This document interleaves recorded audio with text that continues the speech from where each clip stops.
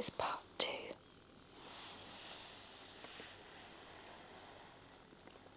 Where we're just going to flip through and pick out paragraphs to read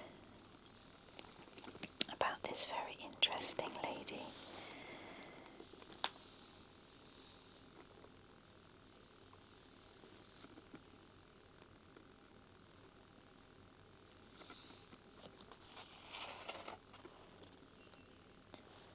Okay, so let's continue. I hope you're doing okay, and I hope this helps in any way that you need. Marilyn, Bacall and Bogart. This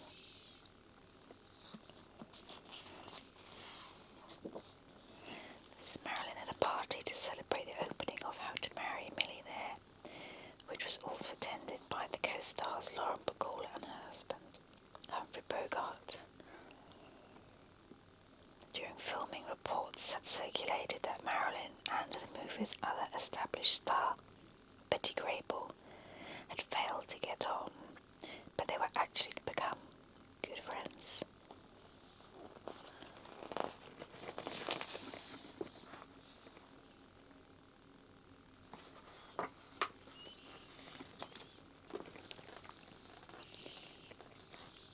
While publicising How to Marry a Millionaire, Marilyn had appeared with the experienced comedian Jack Benny, and the two of them were soon to become close friends. In September 1953, Marilyn appeared live on his television show, where she performed a comedy sketch with him and gave a rendition of Bye Bye Baby. Jack and Marilyn enjoying a night out together.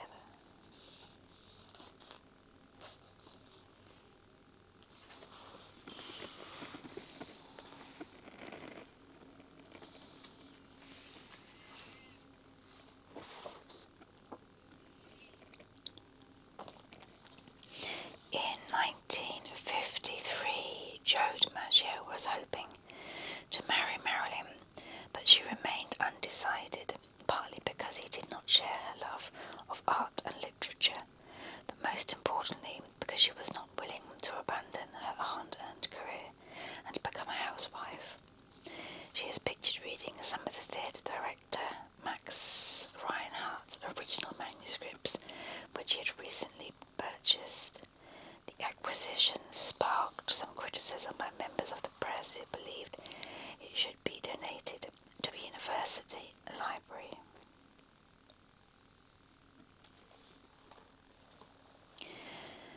Marilyn's next movie was River of No Return, which was filmed in Canada in 1953. The experience was physically demanding, requiring her and co-star Robert Mitchum to spend the long periods soaked in water, but Marilyn never seemed to mind donning a swimsuit for the photographers.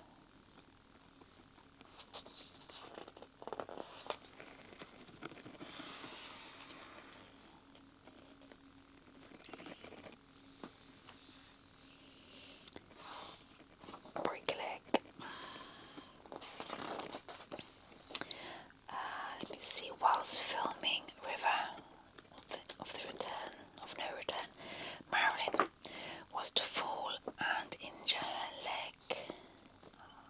But this was not the only problem she faced on the shoot. She was still trying to reconcile her feelings for Joe, who had travelled to be with her in Canada, and the director Otto Preminger had also banned Marilyn's drama coach Natasha Lights from her set due to her interference.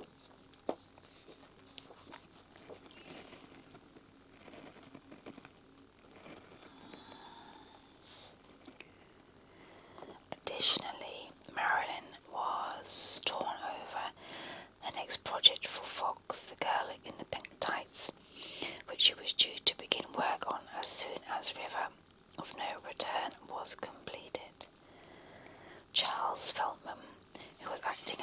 Marilyn's agent was worried that she was beginning to be overworked and overexposed and wished to negotiate a better contract for her. Marilyn, in a publicity shot from 1953, wearing a gown that she had previously worn in Niagara. Very elegant. She almost doesn't look like Marilyn Munroe in that picture, I don't know why.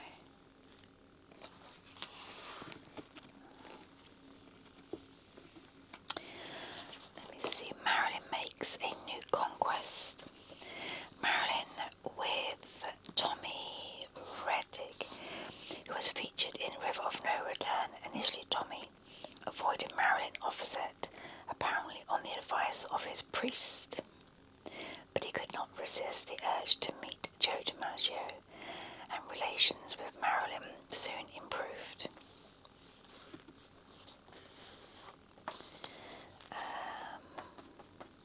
Marilyn endures a little discomfort as she prepares for a photo shoot to highlight fire safety during the Independence Day celebrations.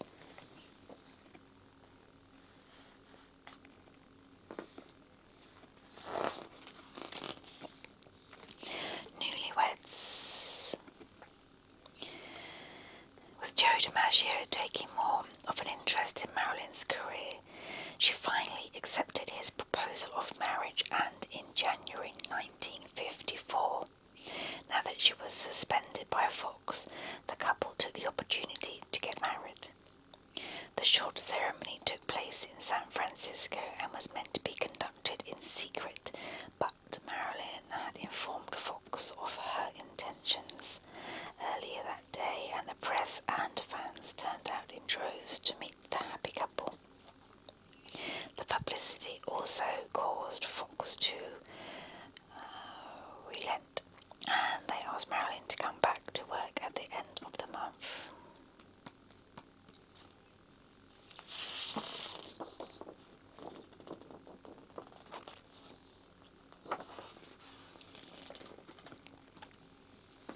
Japan and Korea.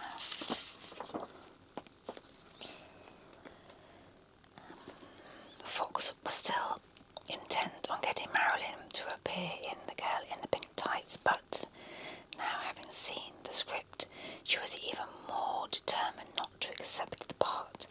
As a result, Fox immediately put her back on suspension, which gave her the time to accompany her new husband on a visit to Japan.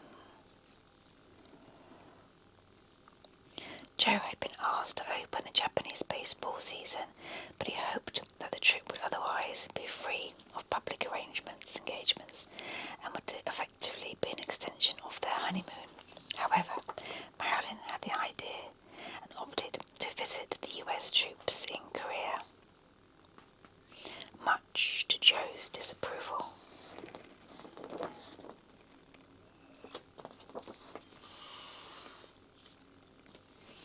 Entertaining the troops. Since her earliest days as a pin-up, Marilyn had valued the support of the troops and did not hesitate to accept the invitation to entertain them in Korea, despite her husband's misgivings.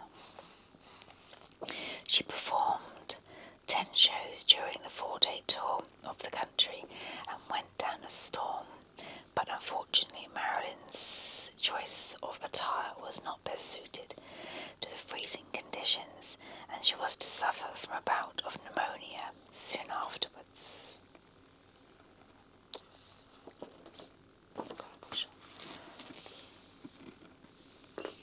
Working abroad and at home.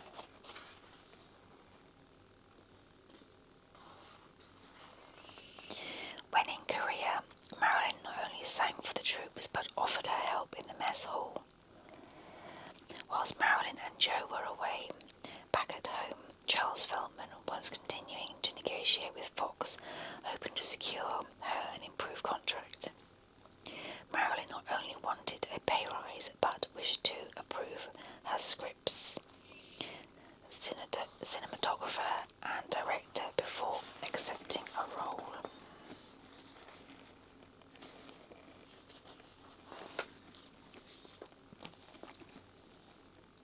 The main attraction. Marilyn was invariably the centre of attention wherever she went. Here she is pictured on her way to visit Japan in February in 1954. On this trip, Marilyn tried hard to allow the spotlight to fall on Joe, but her fame, coupled with her naturally more flamboyant personality, made this difficult to achieve.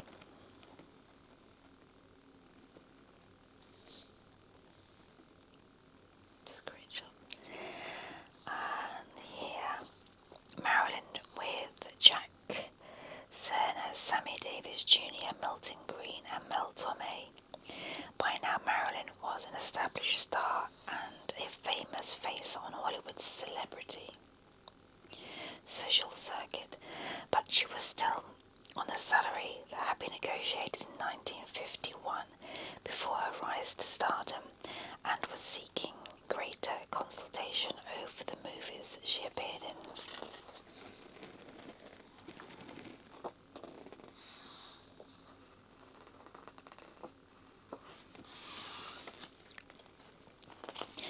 A triumphant return. Back in Hollywood, Marilyn and actor Alan Ladd pictured at the Photo Play Awards. Marilyn remained suspended from work, but she still had plenty to smile about, having been voted the most popular film actress of 1953 at an awards ceremony hosted by Photo Play magazine. Posing alongside her friend, the columnist Sidney Stolsky, Marilyn shows off her award for the cameras.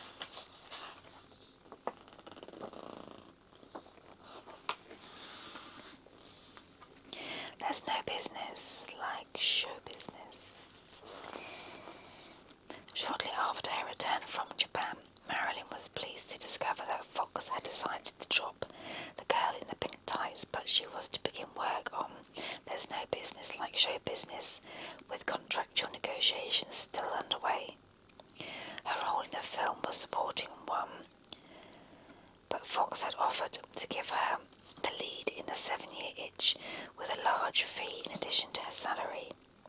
The studio also agreed that Marilyn would not be obliged to perform in more than 2 films per year, but they were unwilling to concede to her demands of greater creative control, other than to consult her on her choice of drama coach and choreographer. Most of the song and dance routines in the film were developed by Robert Oldham, but Marilyn was able to work with Jack Cole, with whom she had successfully collaborated while making Gentlemen Prefer Blondes.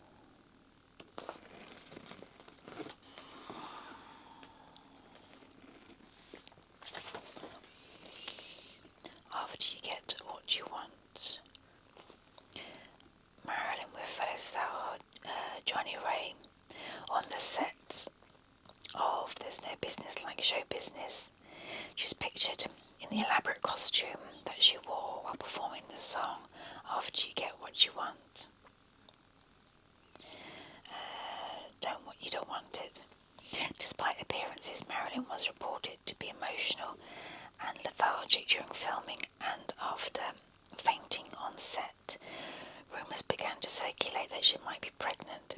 In fact, she was still recovering from her recent illness, which had begun in Japan, but it's thought that her intake of sleeping pills was also beginning to take its toll at this time. Marilyn with Joe DiMaggio smiled for photographers during a dinner soon after their marriage. While Marilyn actively enjoyed the attentions of the press, General Joe preferred to have Marilyn's undivided attention and did not welcome such intrusions.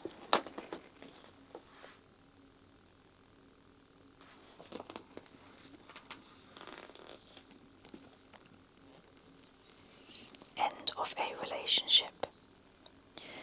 Marilyn, with her drama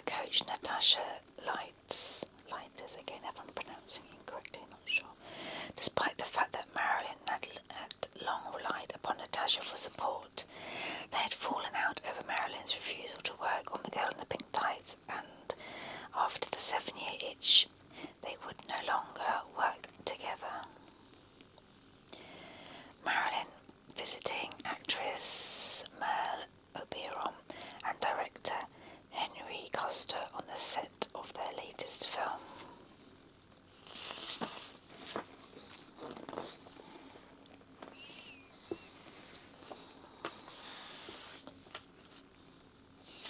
Such an amazing smile. Male attention. Marilyn proudly displays a photograph of Joe on her vanity table, although Marilyn had told reporters that she and Joe DiMaggio were planning to start a family in the near future.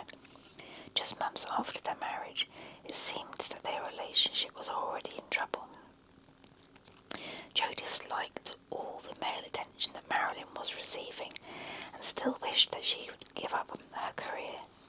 Marilyn left for New York to begin filming The 7-Year Itch without her husband, but it was to follow in a matter of days.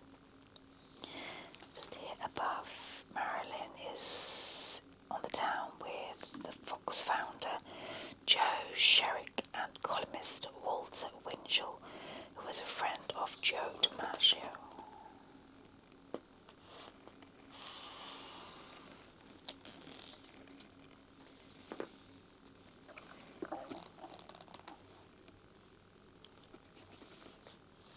The 7-Year Itch. Director Billy Wilder had adapted the film The 7-Year Itch from the Broadway play, and although it was less risque than the original, with the action set during a heat wave, the move still allowed Marilyn to wear some fairly revealing attire. The plot concerns a husband left at home alone, who, with his wife and son away on holiday, begins to fantasize about the girl, which is Marilyn, who is renting a neighbouring apartment opposite Marilyn, with director Wilder and co-star Tom Lavelle.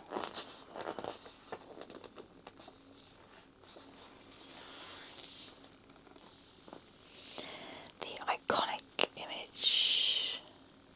Goodness me. Yeah. Opposite. Marilyn's part called for her to be at once innocent and effortlessly sexy, something with which she became synonymous, both on and off the screen, and in what is almost certainly the most memorable scene of the film. The pleated white skirt is blown upwards as she stands on the air vent. The image would go on to become one of the most iconic of Marilyn's career, but the filming of the scene, which was attended by crowds of cheering men, outraged Joe DiMaggio.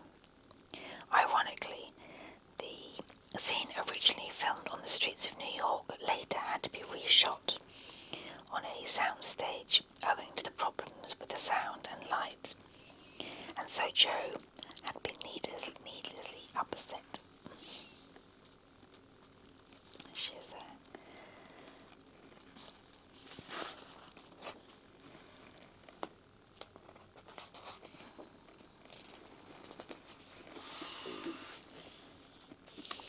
The calm before the storm. A relaxed moment with Joe. Marilyn and actor David Wayne backstage at the Martin Beck Theatre, where Wayne was starring in The Tea House of the August Moon.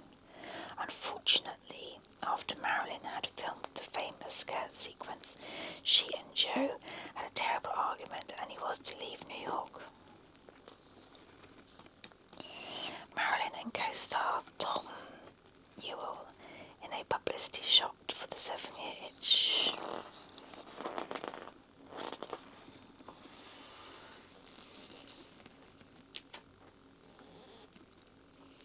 Blonde meets brunette. Marilyn with Italian actress Gina Lollobrigida, who had recently starred in the Beat the Devil opposite Humphrey Bogart. Lola, as she was known, had commented on how different she was from Marilyn, prompting columnist Earl Wilson to unite them in New York. And Marilyn several leading men had auditioned for the role of Richard Sherman, but Yor had the advantage of having played the part at Broadway, or on Broadway.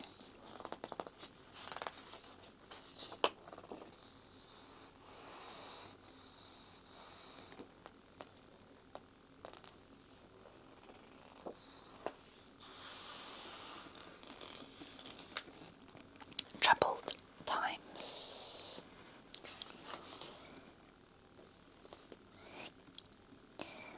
Even before the 7-year itch was in the can, Marilyn's and Joe's relationship was at breaking point, and in October 1954 it was revealed that she had filed for divorce on the grounds of mental cruelty, no longer able to cope with DiMaggio's jealousy and controlling persona.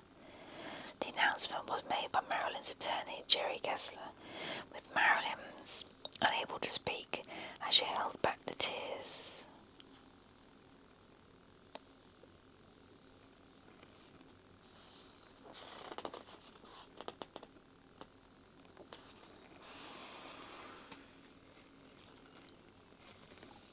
Divorced from Joe DiMaggio. Marilyn testified before the court at her divorce hearing, dressed as if in mourning. She had truly loved her husband and was devastated for the marriage that had not worked out as she had hoped. However, in a statement issued by her attorney, Jerry Geisler, the divorce was described as a regrettable necessity. Marilyn signing the divorce papers. The judge granted the separation, but it would not legally come into effect until the following October, 1 year later. That's interesting.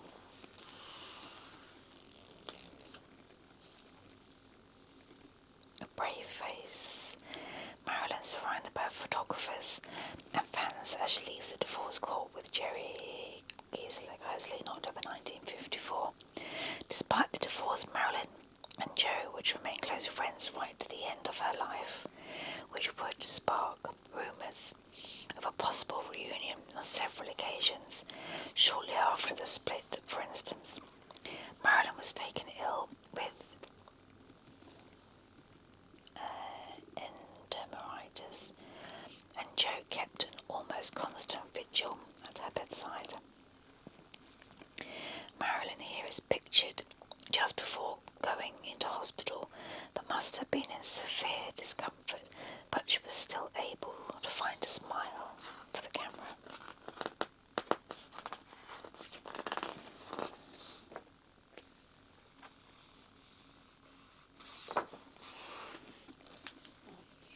Making plans.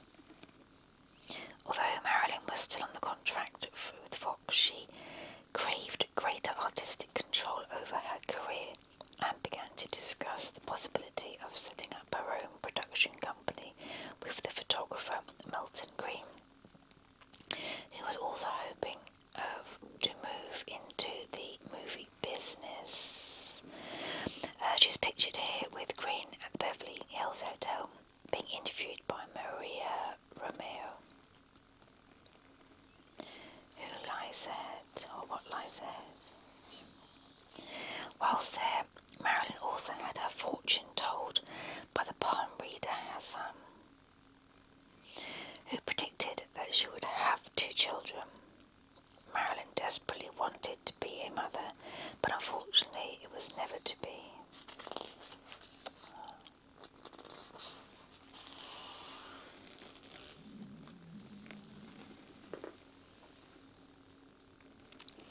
Platinum blonde.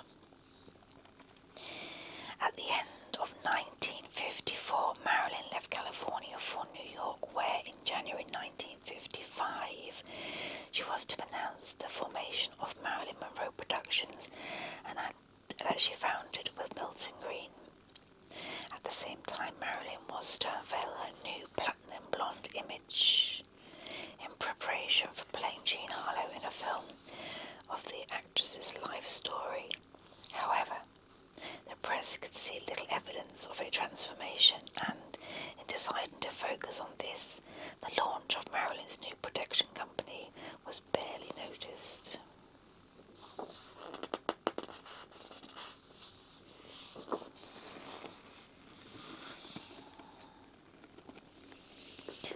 A dispute with Fox.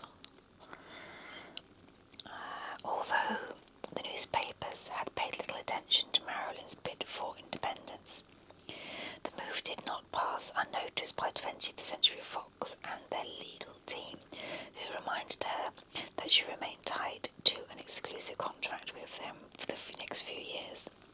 In response, Marilyn and her lawyers were to highlight a number of contractual discrepancies and unfulfilled obligations on Fox's part,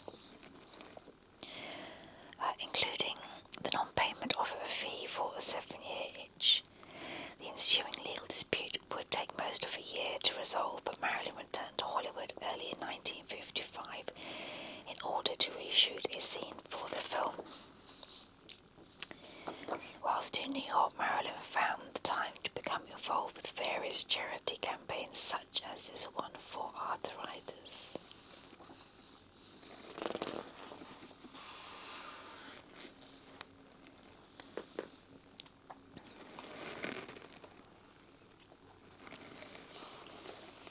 A New York socialite, Marilyn, at the opening of the Tennessee Williams play Cat on a Hot Tin Roof, now residing with with Milton Green and his wife in Connecticut. Marilyn was introduced to their social circle and was soon attending numerous parties, premieres and charity functions.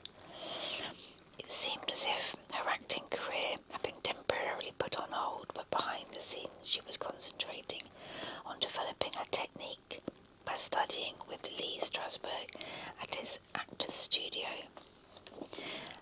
Here we are at the premiere of East of Eden that starred James Dean.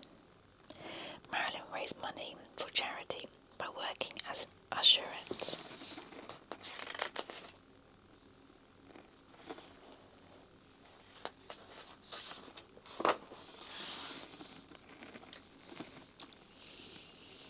Just Good Friends. When Marilyn attended the New York premiere of the 7-year itch, she arrived with former husband Joe DiMaggio on her arm, and once again the press began to talk of a reconciliation. However, Marilyn insisted that they were just good friends. In 1953, the Jewelry Academy had voted Marilyn the best friend of a diamond ever had. Now, 2 years later, she appeared at a function for the Jewelers Association dressed from head to toe in precious stones.